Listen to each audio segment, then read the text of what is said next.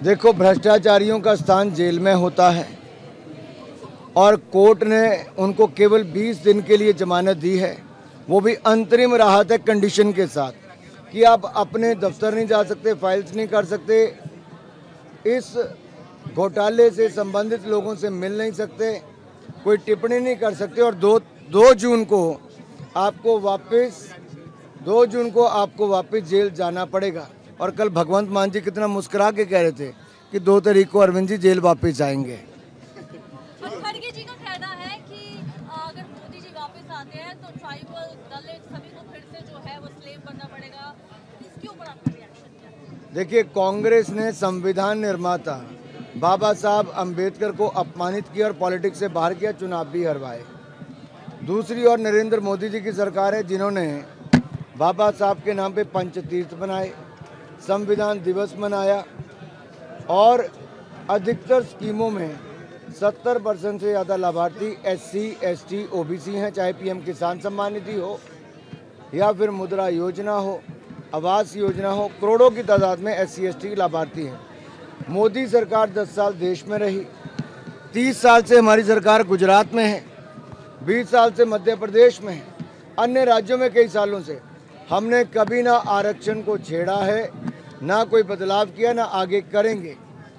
आरक्षण अगर SC, ST, OBC अगर किसी ने हक मारा है तो कांग्रेस ने 5% आरक्षण मार लिया और SC, ST, OBC का हक छीन लिया। अगर आप पिछले कुछ वर्षों के आंकड़े देखेंगे, 2018 से 2024 तक 7 करोड़ 60 लाख लोगों ने EPFO में रजिस्ट्रेशन कराया। पिछले साल ही अगर आप पिछले 11-12 महीनों का आंकड़ा देखेंगे, लगभग 1 करोड़ 40 लाख से ज़्यादा रजिस्ट्रेशन और लोगों को रोजगार के अवसर मिले। लगातार देश की अर्थव्यवस्था आगे बढ़ रही है।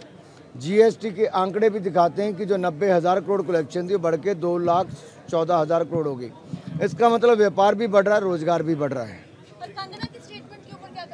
चलिए जी, बहुत तो ये आप देख रहे थे केंद्रीय मंत्री और हमीरपुर लोकसभा सीट से भाजपा प्रत्याशी अनुराग ठाकुर नॉमिनेशन करने के बाद मीडिया से बात कर रहे थे। यहाँ पर आपको तस्वीरें दिखाने की कोशिश करूंगा।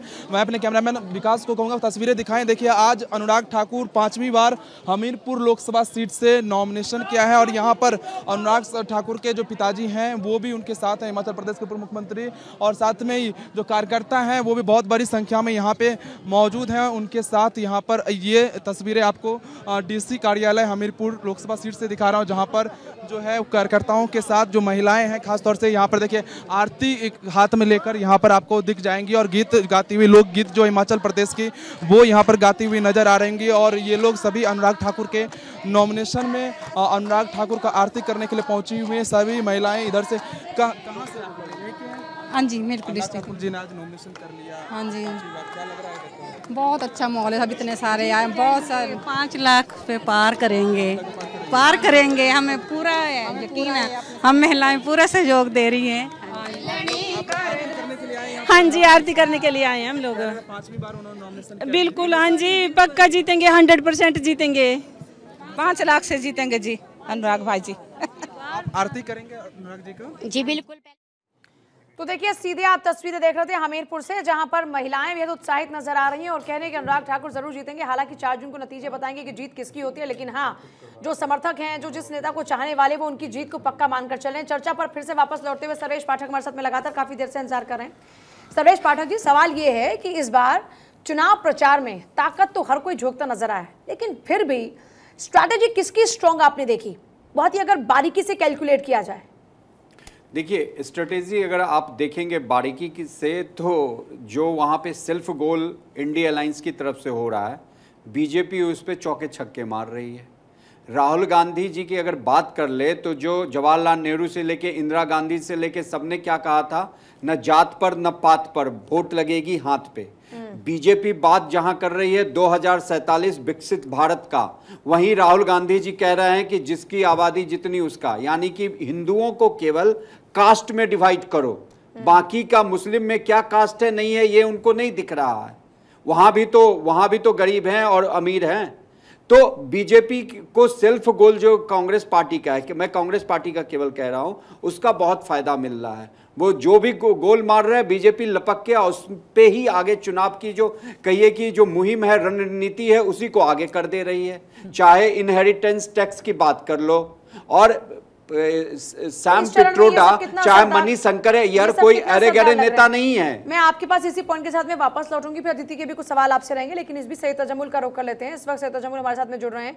सैयद तजम्मुल, किस तरह से लोगों का उत्साह नजर आ रहा है? श्रीनगर में वोटिंग लगातार जारी है, लोग कितना बढ़ चढ़कर हिस्सा ले रहे हैं और जहन में किन मुद्दों को लेकर पहुंच रहे हैं? सैयद तजम्मुल, आप सुन पा रहे हैं क्या? टीम जरा एक बार चेकआउट कीजिए। चलिए, शायद आवाज उन तक पहुंच नहीं रही है। टीम जब तक इसको फिक्स करती है, हमारे तमाम मेहमान हमारे साथ में उनकी तरफ रुख करते हुए बात पूरी कीजिएगा। सर्वेश पाठक जी, मैं वही कह रहा था कि अब देखिए, जो अभी सत्तारूढ़ पार्टी है वो 2047 का सपना देखती है कि हम भारत को कैसे विकसित लेके जाए।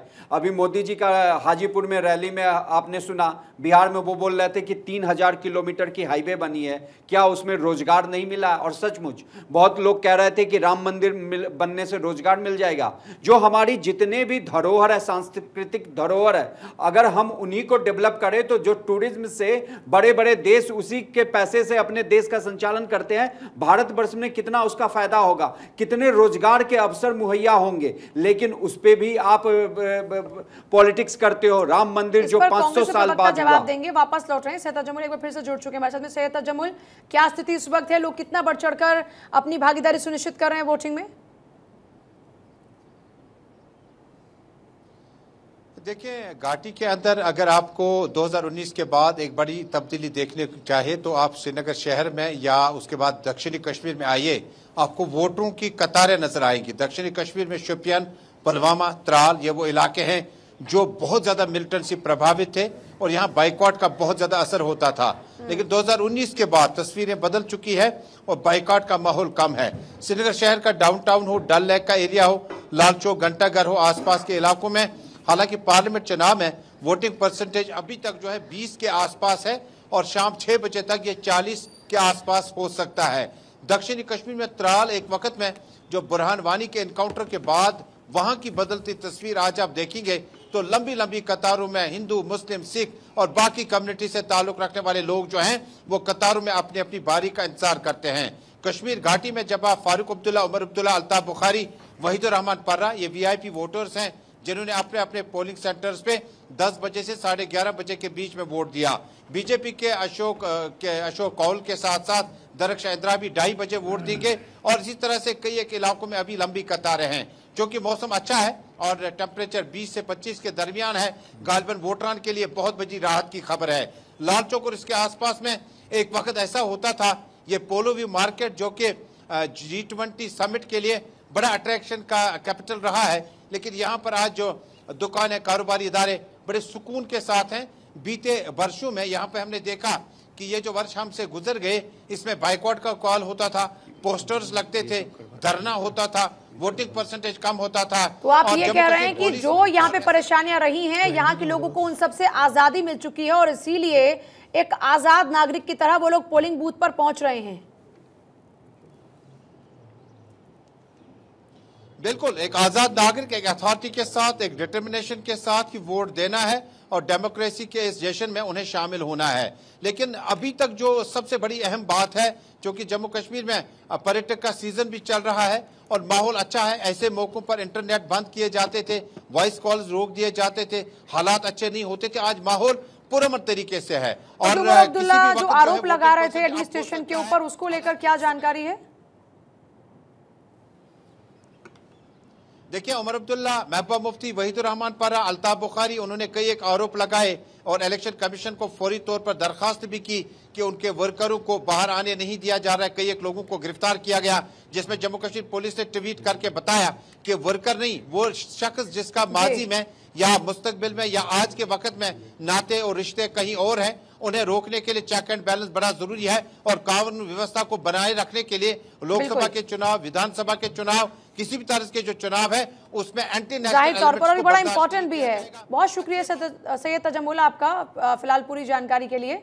और देखिए, लगातार तस्वीरें इस वक्त आप देख रहे हैं और ये मीसा भारती के नामांकन में तस्वीरें आप देख रहे हैं। लालू यादव पहुंचे हैं, इस बार अपनी बेटियों को चुनावी मैदान में उतारा है और इस बीच अपनी बेटी के नामांकन में पहुंचे लालू यादव। तस्वीरें इस वक्त आप देख रहे हैं, विक्ट्री साइन दिखाते हुए नजर आ रहे, राबड़ी देवी भी नजर आ रही हैं साथ ही साथ।